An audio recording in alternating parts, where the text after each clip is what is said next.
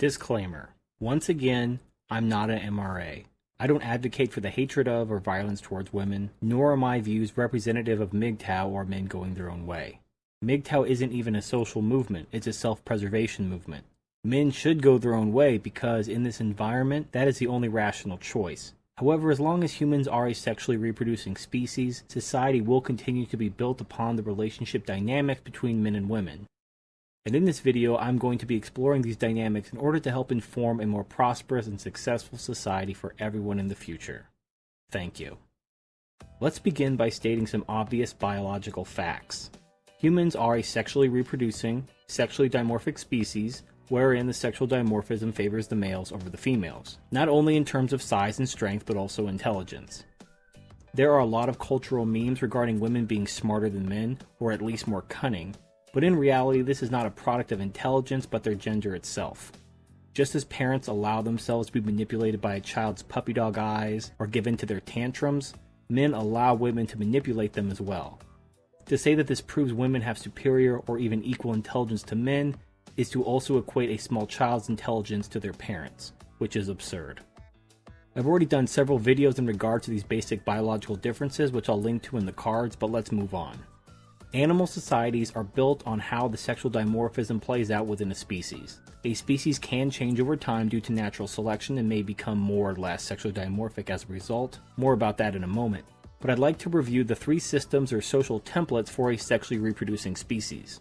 The first template results from a species being sexually dimorphic, and that sexual dimorphism favoring the male. These species tend to involve what's known as tournament mating, wherein males fight among themselves to establish a hierarchy, and the most dominant males get sexual access to the most females. In this social system, women are largely the property of the males, and are physically abused by them if they don't obey. Let's call this system a patriarchy. The second template results from a species being sexually dimorphic, but the sexual dimorphism favoring the female, meaning females are the bigger, stronger, and dominant sex.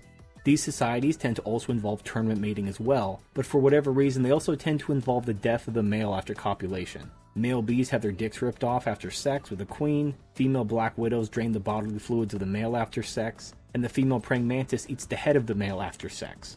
It's not always that violent though. In the spotted hyena, wherein the female is larger than the males aren't murdered after sex, but there is a strict dominance hierarchy among females, with even the lowest ranking female dominant over the highest ranking male. Contrary to the narrative, women can be just as violent and ruthless as men. It all depends on which gender sexual dimorphism favors. Let's call this system a matriarchy. The third template results from a species lacking sexual dimorphism or having very low amounts of sexual dimorphism. These societies tend to involve pair bonding mating, wherein males present gifts to earn the favor of the females in order to be granted the opportunity to reproduce. This is especially common in many birds that lack sexual dimorphism, but also in the bonobo, which we'll be talking about more in a moment. These societies involve a lot of courtship on the part of males, with males also providing a lot of the parental care for young offspring. These societies also involve a lot of promiscuity on the part of females as they spread the love in order to maximize the resources and utility that they can extract from as many males as possible. Let's call this system gynocentrism. Humans are somewhere in between a tournament and a pair bonding species. We obviously have sexual dimorphism, and exhibit many of the other physical characteristics in line with a tournament mating species as well.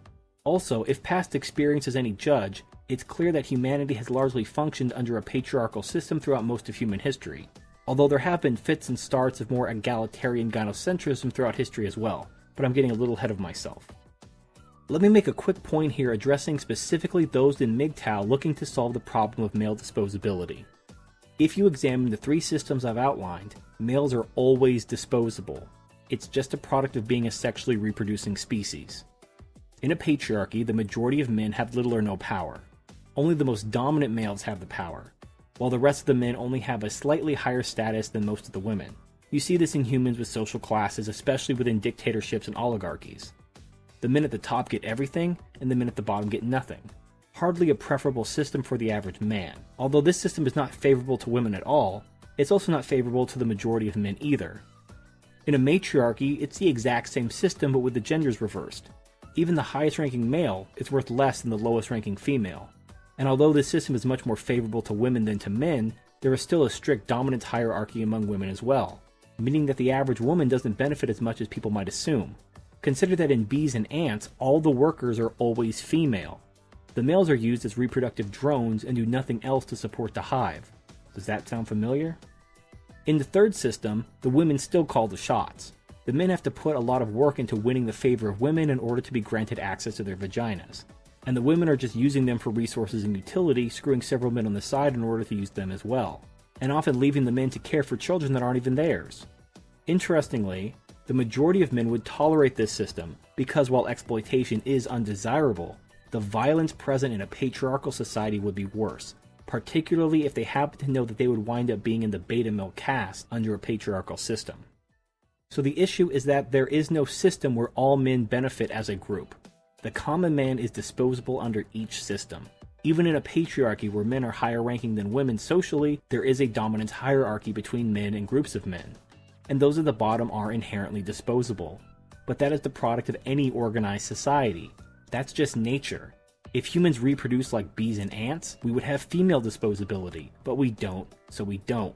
We have male disposability based entirely on the nature of how humans reproduce. And unless and until science changes how humans reproduce, that's never going to change. So why can't humans have a society built on equality? Why is the third way between matriarchy and patriarchy a gynocentric system? Why do women benefit disproportionately at the expense of men? It's actually extremely obvious and simple. The reason there cannot be a society where the sexes are equal is because the nature of sexual reproduction is fundamentally unequal. Male reproductive success is limited by the male's access to females, while female reproductive success is limited by the female's access to resources and utility, particularly food and protection. Why the disparity? Because women give birth and men don't. Women have to carry, give birth to, and nurse the baby, and thus they need more food than normal while they're pregnant and nursing, while also being slower and more vulnerable during these periods as well. Since women need resources and utility, that is how men are valued, not only by women, but by society. This means that women don't have to actually do anything to be useful to men, or, by extension, to society, other than have a functional vagina and uterus, while a man must prove his worth and be judged based on his resources and utility. It sounds horribly unfair to men, but remember that all of this is because reproduction is horribly unfair to women. Are you starting to see how this so-called egalitarian society is so gynocentric now? But how does the pursuit of gender equality actually exploit men in favor of women? Why wouldn't gender equality actually lead to, gender equality? Before we begin answering that question, I just want to emphasize that there are no morals in nature. Women are no more evil than animals are for engaging in these same behaviors that exploit men. Sure, it could be argued that women should have more empathy for men and not exploit them, but that's what women do. That's how pair bonding works in nature, and I challenge you to come up with a better system because believe me, I've tried. However, there is more going on than just our biology, obviously. There is also our environment and culture, and that is the central subject of this video. Why do systems of gynocentrism or egalitarianism inevitably fail in humans, but work in other species? What is the fatal flaw in these systems? In order to answer that, let's move on to a discussion regarding our environment. Our biology indeed limits our social options and behavior, but so does our environment. To demonstrate how environment drastically affects society, let's look at humanity's two closest primate relatives, the chimpanzee and the bonobo. Chimpanzees and bonobos are very similar physically, but extremely divergent socially. Chimpanzees are patriarchal, while bonobos are gynocentric/egalitarian. Chimpanzees are also larger and stronger than bonobos, and have more pronounced sexual dimorphism. I already made a video specifically comparing chimpanzees and bonobos previously, which I'll link to in the cards. But consider that at one time these two primates had a common ancestor and the same biology. It was their environment that shaped their society. But what was it about the environment of the chimpanzees and the bonobos that caused them to develop such different societies? For bonobos, the answer was both an abundance of resources requiring little or no effort, and the absence of threats. This is not only true of bonobos though, but for non-sexually dimorphic birds as well. The ability to fly away is obviously a great benefit for birds, allowing them to escape the vast majority of predators, thus making sexual dimorphism largely unnecessary. There is no need for a bigger and stronger sex to address threats when they're easy to evade. Being able to fly also means that they have access to fruit and insects that are hard to reach by other animals, giving them more access to resources with less energy. For bonobos, this abundant food and lack of threats came about through a freak accident of nature. In the forest where chimpanzees live, chimps share the forest with gorillas. As gorillas are much larger and stronger than chimpanzees, the gorillas take all the food on the ground, leaving the chimpanzees to forage in the trees and avoid the gorillas as best they can. This competition for scarce resources in a hostile environment shaped chimpanzee society into the violent patriarchy they are today. However, in the single forest where bonobos live, there are no gorillas.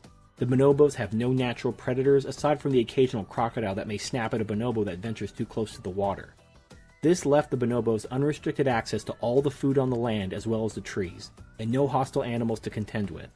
Thus, the lack of competition for abundant resources shaped bonobo society into the relatively non-violent, gynocentric, egalitarian society they are today. I say relatively non-violent because female bonobos have been known to attack males in groups, biting off their fingers, toes, and penises. Now consider the violence of chimpanzees. The males do smack the females around, but they don't dismember them, despite showing that they have the ability to do so against prey. In the chimpanzee patriarchy, the women are beaten and raped, but they aren't dismembered. However, in the supposedly egalitarian society of bonobos, males are dismembered if they get out of line. This explains how natural selection made chimpanzees larger than bonobos and more sexually dimorphic. Since the female bonobos dominate the males, they're going to mate with the smaller and weaker males because they are easier to control, while biting the dicks off the ones that resist the program. Over time, bonobos self-selected for males who were less sexually dimorphic, until it actually made the bonobos as a whole less sexually dimorphic than chimpanzees, but also, and this is important, smaller and weaker than chimpanzees as well. If you compare the size of the average chimpanzee to the average bonobo, and consider the aggression of the chimpanzees, what do you think would happen if a group of chimpanzees came across a group of bonobos? Let me translate the howls you would hear coming from the forest for you. The chimps would be howling what would roughly translate to "Where is your God now?" as they murdered every single bonobo down to the last man. And if any of the females tried to bite one of the chimps' dicks off, it wouldn't end well for the women either. That, my friends, is a fatal flaw in egalitarianism and gynocentrism. It literally and consciously breeds weakness. I went over how civilized societies attack masculinity once a threat has passed or is no longer apparent. And these are natural instincts. After all, bonobos weren't following a deliberate plan, just responding to their environment. The females dominated the males because they could, because females are inherently more valuable simply for existing than males, and because their environment provided that luxury. The male chimpanzees dominated the females because they had to, because their environment demanded that chimpanzees be strong and aggressive in order to compete for scarce resources in a hostile environment. And because if they didn't, then all the chimpanzees, both male and female, would die. This is also why gender equality or egalitarianism is inherently gynocentric. Women are the limiting factor of reproduction. If a man wants to reproduce, he has to acquire women one way or another. He can beat and rape women into submission in order to acquire reproductive access like in chimpanzees, or he can engage in courtship and exploitation in order to gain conditional reproductive access like in bonobos. The inequality of sexual reproduction makes true gender equality impossible. Not only is gender equality impossible in humans due to the nature of reproduction, but the pursuit of gender equality has numerous destructive side effects as well. Whether you call it feminism, egalitarianism, or gynocentrism, it's unsustainable and will inevitably destroy society. Again, in order to move from a patriarchy to a gynocentric egalitarian society, we require two things: an abundance of resources requiring little or no effort, and an absence of threats. This is precisely why you see feminism in first world countries, predominantly among wealthy upper class and upper middle class women, but also women on welfare. Being in a rich country amid so much plenty fulfills the requirement of the abundant resources, as does the welfare state for those who are poor. As I've stated in my video regarding the government replacing fatherhood, men pay about 2/3 of taxes and receive 1/3 of welfare benefits, while women pay about 1/3 of the taxes and receive about 2/3 of the welfare benefits. Welfare creates an environment of false abundance. The reason that it is a false abundance is because, unlike the forest of the bonobos where nature provides, the government must take money from one group in order to give it to another. In this case, it's predominantly men having their money taken from them and given to women. And as the men are attacked and purged, the society eventually runs out of their money. Simply look at feminists and find one that doesn't support the welfare state. Feminism is intrinsically linked to welfare because without it, feminists would only come from the rich leisure class of women. In order to create a working coalition for feminism, you need all women, or at least a majority of women, to have this false sense of abundance, so that they feel safer asserting themselves against men. You can also see the second requirement playing out according to the ebb and flow of war and the waves of feminism since its rise in the late 19th and early 20th century. You have first wave feminism between the Civil War and World Wars I and II. After World War II, second wave feminism appeared as the threat of Nazism and Imperial Japan were defeated. Finally, when the Iron Curtain fell in the early 90s, third wave feminism appeared the following year. With all the threats neutralized, the West could now safely purge itself of masculinity, just like the bonobos had done. Problem again is that this breeds weakness, and worse, it's built on lies. The abundance of the West is built on the labor and inventiveness of men, not simply the provision of nature. When you attack and purge masculinity from a culture, you may eliminate the rapists and the violent murderers, but you also eliminate the leaders, the inventors, and the geniuses. Remember that the sexual dimorphic advantage for males extends to intellect as well as physicality. For an example of this within our two primate groups, while chimpanzees and bonobos have basically the same size brains, chimpanzees are able to create and use tools, but not bonobos. As a society purges its masculinity in the name of a gynocentric egalitarian society, there are two major consequences which will inevitably doom that society. Firstly, gynocentrism undermines economic growth, either stagnating or retarding the society into a very primitive state. This concept may be hard to visualize at first, but consider how primitive overly gynocentric and matriarchal societies are within humanity. They do exist, and while the cultures invariably live in environments that are rich with natural resources, they are also invariably very poor and primitive. This isn't an accident, but a consequence of such a society. If a society needs stuff to be built and invented, it needs men to do it. Lose the men, and the innovation stagnates. Now that may explain why a society might stagnate once gynocentrism is established, but why would it retard back to a primitive state? Because as masculinity is purged, not only are the inventors and geniuses purged, but so are the men responsible for acquiring resources in order to fuel that society. Just consider how many women are construction workers, roofers, work on oil rigs, or are lumberjacks. Do you see a pattern? If women took over, where are they going to get all the raw materials they need to keep society going? You may think that the men will just continue to do this work, but look at the men in these fields and consider their masculinity and sexual dimorphism. These are the very men that society would inevitably purge, leaving only the effeminate beta males. I know that Sandman did a video a while ago about lumbersexuals, which are metrosexuals that dress like lumberjacks and grow beards. But really think about it. Do you think these metrosexual beta males are going to actually go out and be real lumberjacks? Secondly, gynocentrism undermines a society's defenses, which will guarantee its collapse sooner or later. I'm not going to sugarcoat it. Men are violent and warlike. We'd like to shoot things and make things explode. But as the famous bumper sticker says, war is not the answer. But then again, what's the question? If the question is, holy shit, we're being invaded by a foreign army that's going to kill us all, what are we going to do? Then war might actually be the answer. And what happens when there are no more warriors in that society because they've been purged over time? Now let's briefly return to our friends the bonobos and the chimpanzees and compare some results by the numbers. There are only about 100,000 bonobos in the world, and they are only found in one area of the Republic of the Congo. That is the entire bonobo species. There are about 3 times the amount of chimpanzees as bonobos, and they natively live in 5 different countries: the Congo, Uganda, Rwanda, Burundi, and Tanzania. They have accomplished this because they are better suited to living, expanding, and thriving in a hostile environment, while the bonobos have survived mostly by sheer luck. As a gynocentric egalitarian society requires abundant resources, and we live on a planet of scarce resources and fierce competition for those scarce resources, eventually that society will be conquered. Because as they purge themselves of masculinity and stunted or retarded technological innovation, they've ensured that they have no way of defending themselves. Thus, gynocentric egalitarianism is impossible to maintain on its own.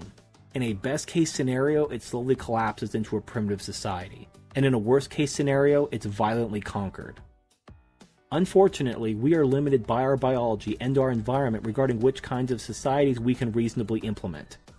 We are a sexually reproducing species, and this means that men will always be more disposable than women no matter what. The only way to remedy this would be to make humanity asexually reproductive. We are also a sexually dimorphic species wherein dimorphism favors the males. Thus, women will never be able to create a matriarchal society and dominate over men on their own. At best, they will be able to create a coalition of egalitarians made up primarily of beta males that don't want to go back to a patriarchy any more than women do, but we've just established how egalitarianism becomes inevitably gynocentric and inevitably fails. So after eliminating matriarchy as biologically impossible in humans, and egalitarianism as environmentally impossible in humans, we are only left with a patriarchy as a sustainable societal model. It is the only model that acknowledges the biological facts of our sexual dimorphism and our environmental realities, namely that we live in a world of fierce competition for scarce resources and thus constant threats.